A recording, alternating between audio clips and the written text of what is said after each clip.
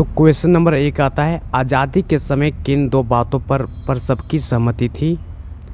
तो लोकतांत्रिक सरकार द्वारा शासन, सबके भले ही के लिए काम। और सी नंबर का था ए और बी दोनों, डी नंबर में इनमें से कोई नहीं। तो ये नंबर सी का होगा, ए और बी दोनों। अब क्वेश्चन नंबर दूसरा आते हैं।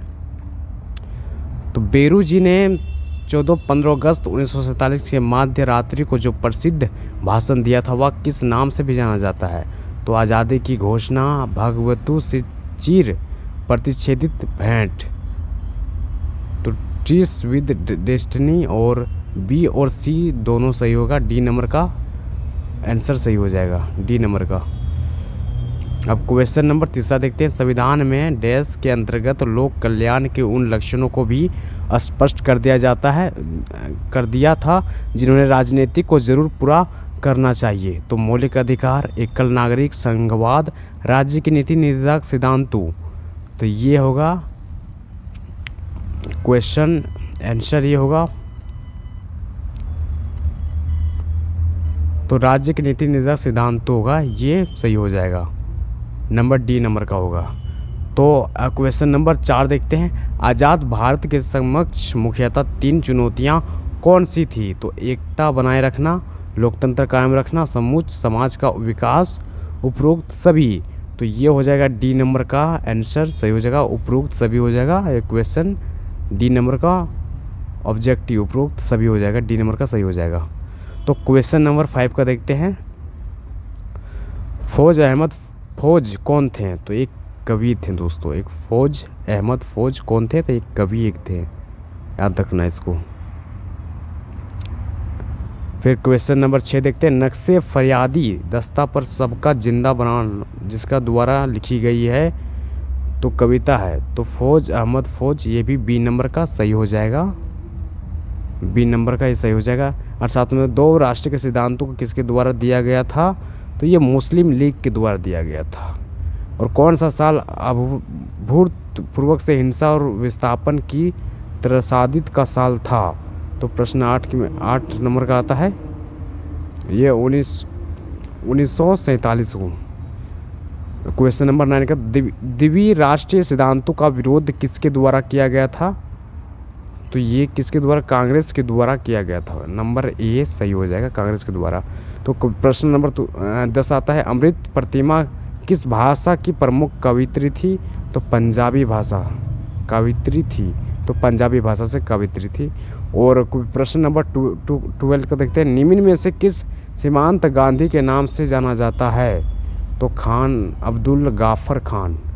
ये क्वेश्चन नंबर 3 देखते हैं। प्रश्न 13। भारत का विभाजन किस आधार पर हुआ था? ये तो आप सब धर्म के 1951 के वक्त भारत की कुल आबादी कितने फीसदी मुस्लिम थी? तो 12% थी। प्रश्न नंबर 14 का है ये। और प्रश्न नंबर 15 आता है। किन शहरों में सांप्रदायिकता हिंसा अधिक हुई थी?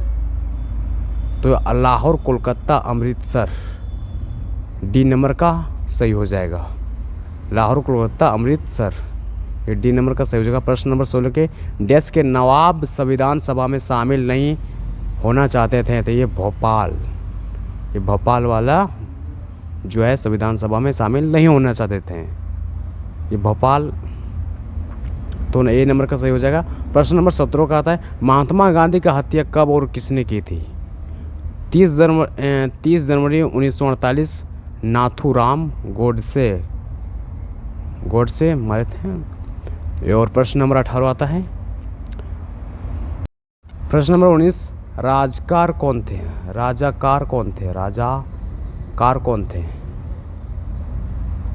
तो प्रश्न नंबर 20 आता है। विभाजन के कारण लगभग डैश लोगों को अपना घर बार छोड़कर सीमा पार जाना पड़ा था? तो ये कितना लोग जाना पड़ा? 80 लाख लोग जाना पड़ा। तो प्रश्न नंबर 21 आता है। सबसे पहले डैश के राजा ने अपने राज्य को आज़ाद रखने के लिए घोषणा की थी? कौन की थी दोस्तों? त्रावणकोर।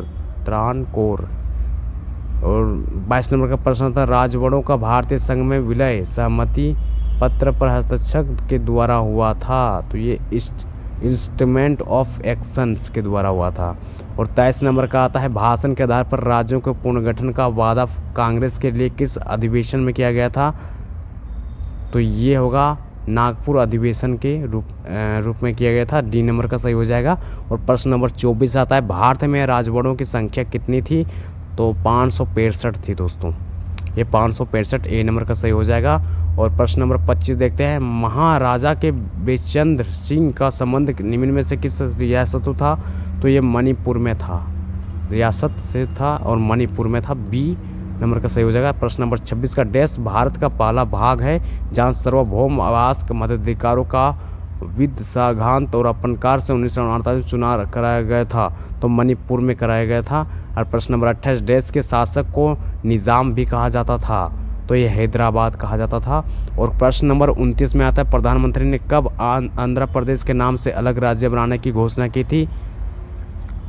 कब की थी? तो 1929 या 1952 में की गई थी, डी नंबर का सही हो जाएगा आंसर।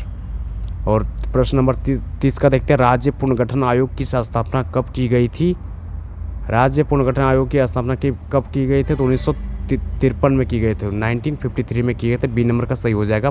प्रश्न ऑब्जेक्टिव ये जितना भी सभी लोग याद करके रख लेना है। 1900 प्रश्न नंबर 32 आते हैं, राज्य के पुनर्गठन आयोग की स्थापना कब की गई थी? तो 1953 में की गई थी। ठीक है, इसको याद करके रखना, 1953 में की राज्य पुनर्गठन आयोग की स्थापना। एक राष्ट्रीय पुनर्गठन आयोग की स्थापना कब की गई थी? एक कांग्रेस का नागपुर में अधिवेशन कब हुआ था? तो 1920 में हुआ था। कांग्रेस का नागपुर में अधिवेशन कब हुआ? 1920 में हुआ था। प्रश्न नंबर 32 आता है, राज्य पुनर्गठन अधिनियम कब पास हुआ था? तो राज्य पुनर्गठन अधिनियम कब पास हुआ था? तो कब पास हुआ था दोस्तों? 1950, 1952, 1953, 1956। तो 1956 में हुआ था, डी नंबर का सही हो जाएगा। और प्रश्न नंबर 33 देखते हैं, किस गांधीवादी नेता की मृत्यु भूख हड़ताल के दौरान हुई थी? तो ये पोटी श्रीरामुलु पोटी। ये प्रश्न 34 का देखते हैं, अरुणाचल प्रदेश और मिजोरम राज्य कब बने? तो ये कब बने थे दोस्तों? 1972 में या 1987 में? तो ये बी नंबर का होगा, 1987 में बने थे। तो प्रश्न नंबर 35 को देखते हैं, मेघालय राज्य कब बनाया गया था? तो 1972 में बनाया था, मेघालय राज्य बनाया गया था। मेघालय राज्य कब बना? 1972 में बनाया गया था। तो प्रश्न नंबर 36 का देखते हैं, स्वतंत्र भारत के पहले गृह मंत्री कौन थे? तो सरदार भाई पटेल थे। और स्वतंत्र भारत के उप प्रधानमंत्री कौन थे? तो ये सरदार वल्लभ भाई पटेल ही थे। दोनों ये याद करके रख लेना है दोस्तों। आप प्रश्न नंबर 37 देखते हैं, सरदार भाई पटेल। अब 35 नंबर 37, महाराष्ट्र गुजरात के राज्य कब बनाए गए थे? तो 1960 में बनाए गए थे। महाराष्ट्र गुजरात के राज्य बनाए गए थे, 1960 में बनाए गए थे। ये याद रखना, बी नंबर का सही हो जाएगा, 1960। ठीक है, 1960 ये सही हो जाएगा। और प्रश्न नंबर 38 देखते हैं, पंजाबी भाषा इलाकों को कब पंजाब राज्य का दर्जा दिया गया था? तो ये 1966 में दर्जा दिया गया था, 1966 में दर्जा ये दिया गया था पंजाब भाषा को। और प्रश्न नंबर 39 आता है, झारखंड, छत्तीसगढ़ और उत्तराखंड राज्य कब बने? तो ये 2000 ईस्वी में बने थे दोस्तों। ये इंपॉर्टेंट है, ये पूछा भी जाता है, हर 10th 12th पूछा जाता है।